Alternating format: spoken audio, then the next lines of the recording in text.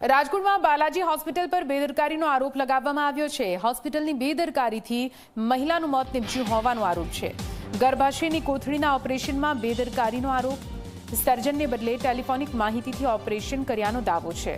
Doctor કવિતાબેન લાડાણીએ operation કર્યા હોવાનો દાવો। કેસ ક્રિટિકલ બનતા ઓલિમ્પસ હોસ્પિટલમાં ખસેડવામાં આવ્યા। ઓલિમ્પસ હોસ્પિટલમાં સારવાર દરમિયાન આ મહિલાનું મોત નીપજ્યું છે। ઓલિમ્પસ હોસ્પિટલનું બિલ પણ બાલાજી હોસ્પિટલે ચૂકવ્યું। જવાબદારો સામે કાર્યવાહી કરવામાં આવે તેવી પરિવારજનોની માંગ છે। બાલાજી હોસ્પિટલના ડોક્ટર કવિતા લાધાણીએ દર્દીના પરિવારજનો પર આરોપ લગાવ્યા છે।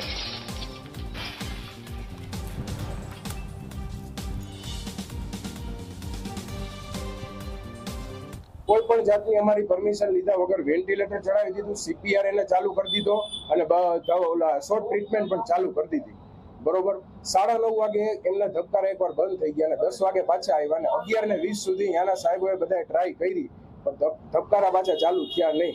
એટલે બાલાજી હોસ્પિટલની બેદરકારીને લીધે મારા મધર એક્સપાયર થઈ ગયા અને અમારી પાસે અંદાજે 1.5 થી 2 લાખ રૂપિયાનું ત્યાં બિલ થયું હશે, પરંતુ અમારી પાસેથી એક પણ રૂપિયો લેવામાં આવ્યો નથી। એટલે બાલાજી હોસ્પિટલના વાકની લીધે થયું હોય તો જ ન માંગે ને।